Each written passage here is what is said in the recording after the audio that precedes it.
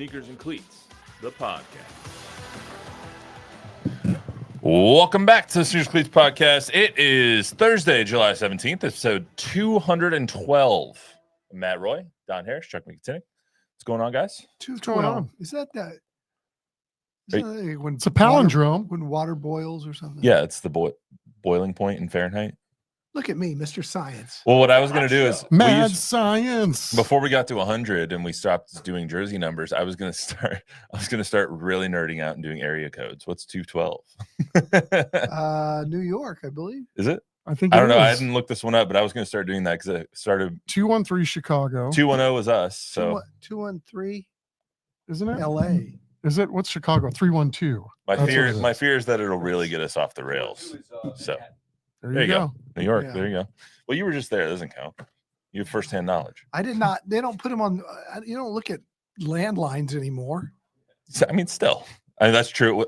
Whenever here in San Antonio, I never give anyone like my personal number just because of my area code is 760. Chuck like people will think it's a spam call every time if I don't give my work number. Chuck will get this 312 Herb Rudoy.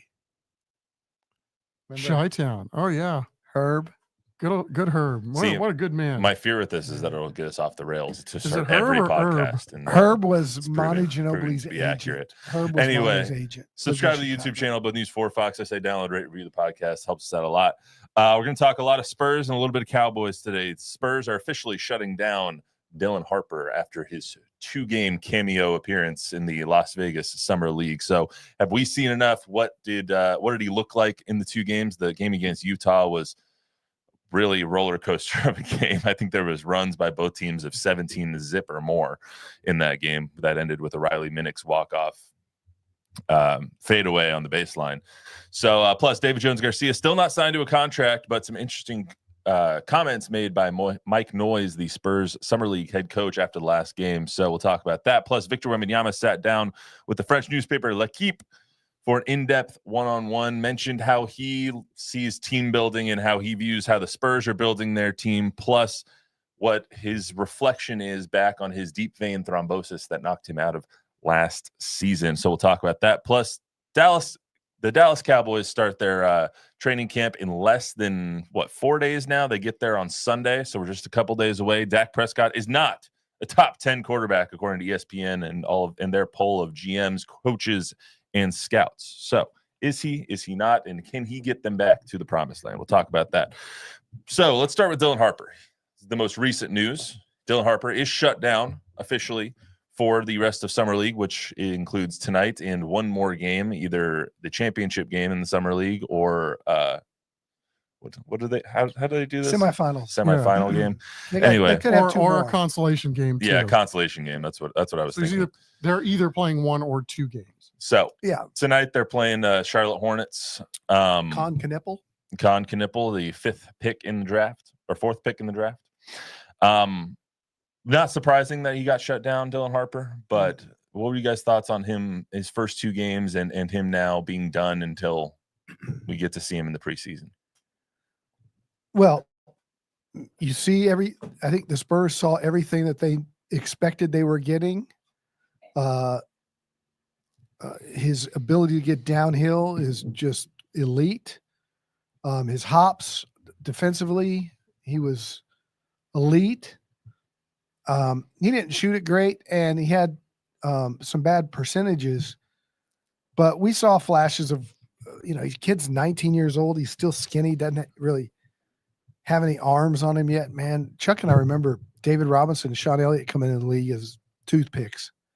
When this guy gets a little more weight on him, like Castle did, he's going to be his ability to get to the rim and stay under control, and his vision and his court awareness. He's exactly what we thought he was.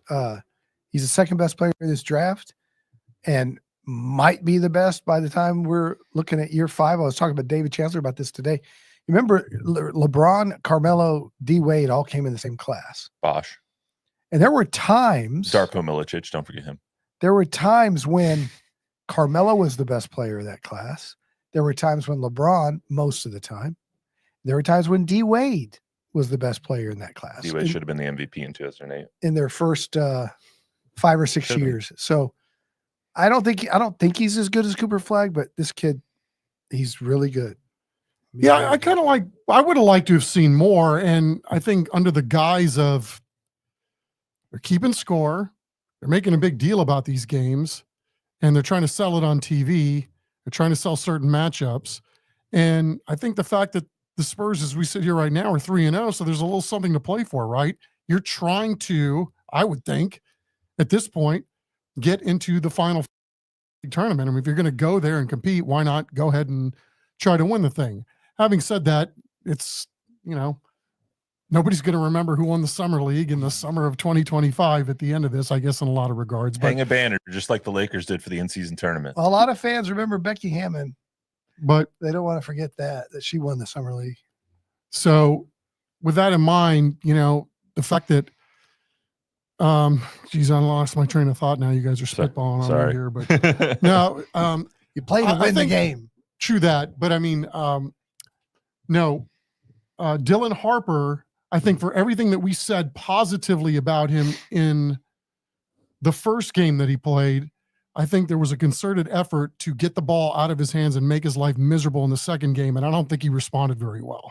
So, you would expect him to pivot and get better the more that he plays. So I would have liked to have seen him play a little bit more. I mean, they won that game the other night because their bench was so damn good. I mean, the splits on that were, obviously measurable. And Mike Noyes talked about, the two rookies that were drafted. He let them know that he didn't think that they played all that well. And I think they didn't probably need to be told that. Yeah, I think they probably knew that. Dylan played better down the stretch. I mean, he obviously he made the game tying shot to end regulation, and then made a 1 or 2 in overtime as well, if I remember correctly. Filipowski was the star of that game for Utah. Good Lord, he could not. But anyway, think of where he was a year ago. To your point about the 2003 draft, I forget how loaded it was after those 4 players, because it was obviously LeBron, Darko, Carmelo, Chris, and then Dwayne. Chris came in that draft. Kirk Heinrich in that draft. Where's the next one? David West was in that draft. Boris Diaw was in that draft. Wow. Kendrick Perkins, Leandro Barbosa, Josh Howard. So Luke Walton in that draft. A lot of really good players. Dwayne Wade, like I said, should have won the MVP in 2009 when he had the scoring title, but that's besides the point. I do agree with that point, though, that there's going to be a lot of who's the best player in this draft over the next 5 to 7 years. And hopefully it's Dylan, Cooper, and, insert another top 5, top 10 name here with Con Knipple or VJ Edgecombe, Ace Bailey, or whoever that may be. Mike Noyes did comment on Dylan Harper's tenure with the Summer League team and how he played over the last couple of games. Let's hear from Mike Noyes. It's hard, the position he's in. He hasn't played in months, and the expectations are high. The expectation shouldn't be high. He's right where he needs to be. And so if he focuses on defense, makes the right play for the team, his conditioning will be way better once the season comes around. He's in a tough spot right now where it's we want to get some games under our belt. But I thought the response he had was great. I thought he had his head in his hands at one point. He came out of it. He delivered down the stretch for us. He was a huge piece of this team win. A super hot bite. What did you guys want to see from Dylan Harper coming into the Summer League, and did he match that? Did he satisfy? See, I don't know. I guess it's because I'm so old, but I don't look at how guys play in the Summer League. I look at the player and the physical attributes and the scouting. You want to see if they know how to play, and if they're looking to make the right pass and all that. Looking to make the right play and actually making the right play are two different things. Because the game's faster, they're getting used to the speed of the NBA. Shooting, who cares? I could care less if Carter Bryant is 0 for 25 million or whatever he is. It's close. Who cares? Who cares? Is he 6'8", 220, whatever he is, or does he have a long wingspan? Can he jump off the ground? Well, if that's the case, why are they playing him? What do you mean? If you don't care how they play on the court in Summer League, then why are they playing the games? Because you want to see how they look athletically. I think that's what I look for. I want to see, are they big? Are they fast? Are they strong? Can Dylan Harper beat everybody that he wants to off the dribble? If he misses the layup, I don't care. But can he beat the guy off the dribble to get to the point to make the layup? And he has all of those tools, the speed, his block shot on that fast break, and Carter Bryant's block shot that was kind of, they never even showed a replay of that. He was as high as the top of the square when he blocked a shot in game 2. Well, they both definitely showed their athleticism and how hard they try on defense. Yeah, the motors, the left-handed in and out dribble by Dylan Harper.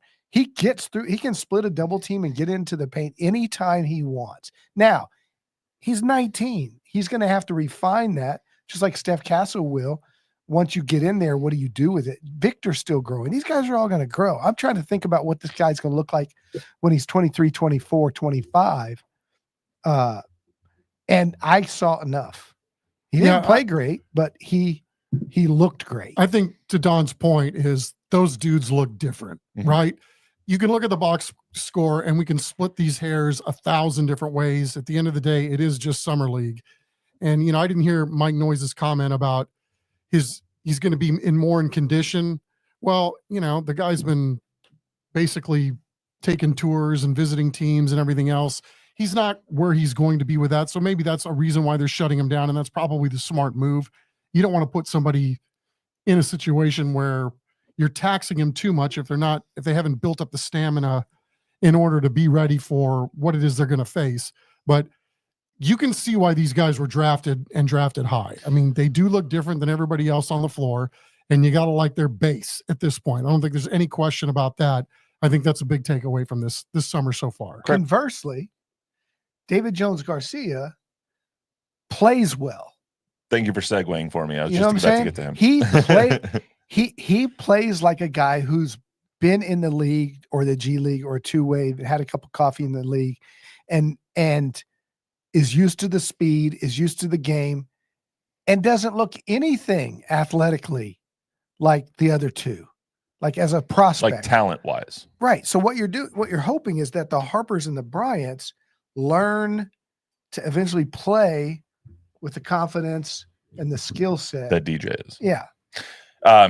To that point, and correct me if I'm wrong, Carter Bryant is not shut down, correct? That is, he is going to continue to play. Yes.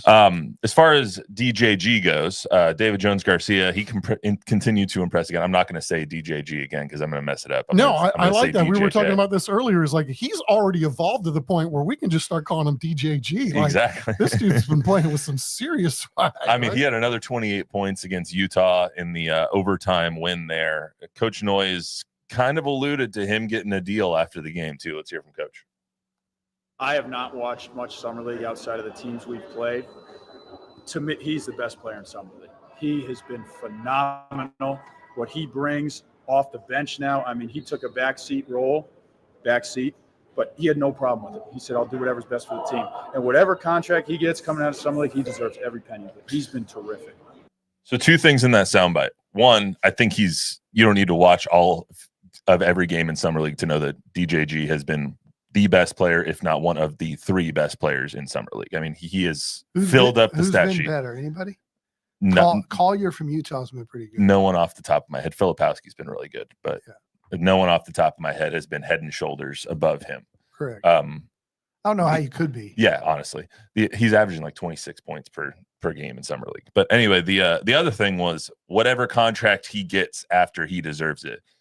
Does that make you think, A, that he is already having talks with the Spurs, or B, the Spurs are willing to let him go? I talked to both. scouts. That's what I'm saying. Which one do you lean? I don't know. I talked to scouts from 2 different teams. Both said the exact same thing. He will get a fully guaranteed deal with an NBA team, non-two-way. He's going to be on somebody's roster. I don't know if the Spurs have that in mind for him because they signed McLaughlin a week ago, which to me is mind-boggling. That why $3.4 million for 1 year. Why not wait? Because what if they now change their mind and they wanted this guy over McLaughlin. Anyway, I You don't still know. have room on the roster. I mean, you have 15 spots. So Yeah. you can still sign him to a fully guaranteed if you want contract. another He's fine. guard. Yeah. But he's going to play in the NBA. McLaughlin's not going to play regardless. Right? Regardless. Get it? But he's going to Sorry. he's earned himself an NBA job. Do you think that that job is with the Spurs? I don't know. I have no idea where their brain's at. Chuck? Yeah, no clue either. I just know that I'd want that guy on my team just based on the small sample size. I mean, what he's doing shooting the ball is ridiculous. But the game looks easy for him, and he's not only scoring, I mean, he's assisting, he's stealing the ball, he's rebounding the ball, which they need from some of their guards. And you take that game the other night. So this guy, as well as he's played, he's been the freaking hammer for this squad in the first 2 games out in Vegas. They send him to the bench. They're getting their ass kicked. They bring him in. Boom, they're right back in the game. They sit him down. They get their ass kicked again. Boom, they put him back in the game. I think they were 14-0 and 17-0 runs. Yeah. And, I shouldn't just single him out because, Dexter Dennis, there were other guys that helped obviously get the train back on the tracks, but they found a couple of guys in here. I shouldn't say they found. I mean, well, they've allowed guys to go out and flourish, and given the opportunity, I think there are a couple of guys on this roster that they don't end up here. They're going to end up on somebody with a 2-way contract, I would think. The kid's, it's instant offense. I mean, he just comes in and he is going to light it up, at least in the summer league. 150 minutes played, 141 points. Is that good? Seems good. 64% from 3. Yeah, it's ridiculous. It's ridiculous. He's earned himself a contract, and I hope it's with the Spurs, because they need, whether it's on the court in a real game or not, which it likely wouldn't be because you have so many people ahead of him on the depth chart. You still need that kind of presence in practice. You still need that kind of semblance on a scout team, just like in a practice squad player in the NFL. You need somebody who can replicate a Lamar Jackson or a Josh Allen or something like that as a quarterback, so you keep one on your practice squad. It's the same kind of thing. You need someone who can try and replicate some of these concepts in practice that NBA teams do, and having DJG on your team can do nothing but help you. They want a floor spacer who can knock down threes, so when the Harper collapses, Castle collapses the defense, Wemby gets double teamed, that you can pass out of it and have a guy who can knock down a 3. All they've had is Julian Champagny. The other guys, Devin Keldon, Sohan, and the rest, now they have Fox. He can shoot it. But they need a guy, and if that's all he did, he's proven that he can do that. Yep. Among the other guys, how encouraged are you by the young guys during the summer league? I mean, obviously the Spurs are 4-2, 3-0 in the summer, in the Vegas summer league. I think 1-2 in the California summer league. So they're 4-2 overall. How encouraged have you been overall by the youth of the Spurs during the summer league, Chuck? Yeah, I think very. I mean, this looks like a complete team. I mean, we even talked about Minix and the degree of difficulty on that shot the other night. So his ability to shoot. But again, I mean, there are several guys on this team that look like they can play basketball, and kudos to this entire coaching staff too. It's easy to watch. I mean, I don't think there's a lot of, head down, drive to the basket. There's an effort to move the ball, play team defense, play hard while you're out there. It looks like even in a short period of time, these guys all appear to like each other, are pulling for each other to try to get contracts. And they didn't have the top pick in the draft, Dylan Harper, for most of this summer run.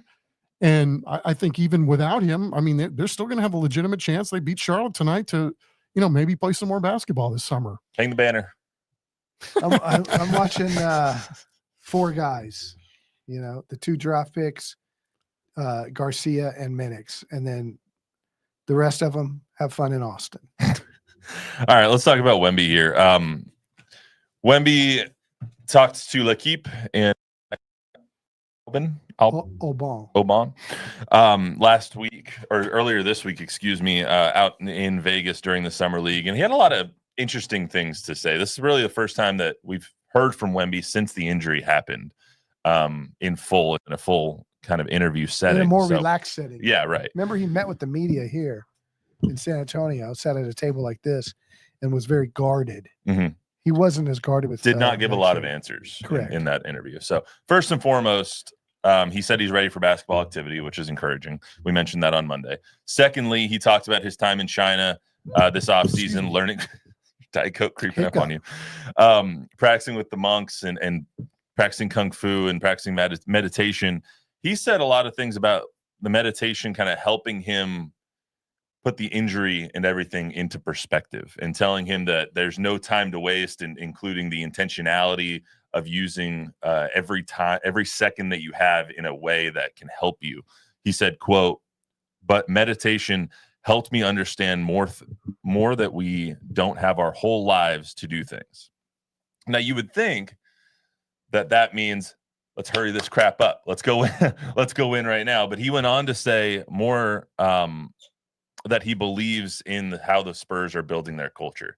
When you guys hear that, what do you think it's more contradictory, or more you really have to think about how the Spurs are building things and how Wemby is seeing things in order to really fully grasp the entire picture of how this team building is going? Don, I'll start with you. I think there has been this misnomer on social media, because Wemby had a soundbite one time where he says, somebody may even asked him, "Do you want to win now? Are you ready to win now?" And he said, "Of course, I want to win now." Well, everybody wants to win now, but that's different from going out and getting Giannis Antetokounmpo or Kevin Durant or whatever. Wemby has always been in lockstep with the Spurs in whether they convinced him, whether he needed convincing, I don't know. But he's always been in lockstep with them about, this is our process. This is how we're going to do it. It starts with you. We got Castle. We got Harper. Oklahoma City is a model to look at. And we're on our way. He made a comment that he was clearly said that. I got it right here. Okay. He said, quote, "Breaking your entire core for a single player rarely works. And the Spurs are still masters at building teams without having to go after too many big players or having to sacrifice squad balance." So it almost worked in Oklahoma City with Durant, Harden, and Westbrook, but they lost in the finals to the Heat. Those guys go to Houston. It doesn't work with Harden and them there. Doesn't work with KD in Brooklyn. Doesn't work with Beal, Bradley, KD, and Booker in Phoenix. There seems to be a common denominator among all those teams, but go on. Yeah. James Harden. No, Kevin Durant. Kevin Durant and Bradley Beal and James Harden. James Harden, Chris Paul, and who else was in Houston? Clint Capella. No, it was Harden, Paul, Chandler Parsons. Westbrook was the third in Houston. That didn't work. So he's right, And now it's Beal, Kawhi, and and Harden. That's not going to work either. At least Beal's only making like $11 million there. So he's on board. So I think that whole thing was a misnomer, that he wanted to win now. Of course he wants to win now, but it doesn't mean you blow everything up. Yeah, I mean, we've talked about this, right? When Don and I were kids, it was you needed 2, maybe 3 star players to win championships. I'm just not so sure that that's the case anymore. I mean, even Michael Jordan needed a Scottie Pippen. That was back when we were growing up. Right. I mean, when we were coming through this, it was, Detroit had good players, Spurs had good players when they were winning. You could still argue that you need 2 now, because Jalen Williams and SGA, Jaylen Brown and Jason Tatum. Well, those guys are now Jamal Murray and Nikola Jokic. Like, you could argue that you still need 2. Right, but we're going to look at those guys differently now because SGA and that crew, because now they've won a title. So those guys, their value, their worth, everything skyrockets because of what they just achieved. I'd argue that the only team that didn't have at least 2 budding superstars or glorified superstars was Giannis's Bucks. I mean, Chris Middleton wasn't a superstar. Chris Middleton was a very, very good player in that year, and he got really hot in the playoffs, but he was never a superstar. Like, that Bucks team was just one guy. They had Drew Holiday on that team too. Yeah, but that's still not a superstar. You know what I mean? Yeah. Like, he's a very good role player. Right. Well, I mean, these guys are potential Hall of Famer. Pretty good. He probably is a Hall of Famer, but he's going to be a Hall of Famer like Manu was, not like Giannis is. Right. Doug Collins, the great coach, and then player coach and then commentator, once said, in order to win a championship, and this is in the 90s, you had to have 2 of the top 10 players in the world on your roster. And that was Pippen and Jordan and Magic and Kareem and Worthy and all of that. Kobe and Shaq. Yeah. I don't think that That's probably the 2 best players. I don't think that Tony and Manu were top 10 players. Tim always was, but you had 2 of them, not just, so you had 3 guys total, not just 2. And there was a stretch there from the Olympics in 2004 when Argentina won gold through the finals in 2005 when Manu could have easily been the finals MVP, where I think you could make the argument that Manu was a top 10 player. I was just about to say, I think at different times over the dynasty of the big 3, there was 2 top 10 players on the Spurs at separate times. Yeah. Like Tony could be considered a 07. top 10 player at a certain point during that. Yeah, that's correct. part of their greatness Same too, with is Manu. They did it differently, and they did it with not necessarily one guy being the one constant through all of those great teams. Yeah, and so when you look at this now, I mean, yes, the only things that have accelerated the Spurs timeline are really, really lucky ping pong balls. Like, imagine if the ping pong balls didn't fall their way for Wemby or for Stephon Castle or for Dylan Harper. De'Aaron Fox wouldn't be on this team. KJ would still be playing 35 minutes a game. Devin Vassell would still be playing 40 minutes a game. Like this team would look so much different. And so I think now that the players that are on this team, everyone wants to see, all right, let's win now. But it's still so soon from when they got Wemby, from when they got Stephon Castle, from when they got so lucky, that this is already an accelerated timeline. But you should expect Right? it to be Like- when you trade for De'Aaron Fox. Right. Like the moment he got here, it should be different. Right. And that's why their win total this year is 43.5 and not 36.5 like it was last year, or 21.5 like it was the year before. Yeah. It's going up because the expectations are continuing to rise along with the talent level that the team has. My point is, though, like when we're all saying, is this going to accelerate the timeline? Are they going to start trading everybody for Giannis Antetokounmpo or Kevin Durant or whatever? They're not going to, because this is the accelerated timeline. Their timeline was accelerated by getting number 2 in the draft this year and getting Dylan Harper. Their timeline was accelerated by jumping up to 4 last year and getting Stephon Castle. Now you need to wait for the development. True. Now you have to figure out, is KJ part of this team? Is Devin Vassell part of this team? Is Harrison Barnes part of this team? Is Jeremy Sohan part of this team? Is Champagnie part of this team? Are these guys parts long term? I don't know. That's going to all change based on the salary cap and when you have to pay the young guys and then the big money guys coming off. In other words, Keldon makes nearly $20 million a year and Devin makes 25. Those guys are going to have to come off when it's time to pay Castle, Harper, Wemby. And you have a couple years for that. Right. You have a couple. You have at least 3. I think you have 3 years with Wemby. So, right. One other thing that Wemby said that I thought was interesting is Wemby could sign a Yeah. $300 million extension next summer. Yeah, but that won't kick in until after the Right, that true, following true, year. true. So you have at least 2 years until you have to pay him $60 million a year. Yeah. And by then, Devin will be on like 2 years left on his $25 million deal, and KJ will already be gone. Harrison will already be off the books. Like you'll have plenty of room. Yeah.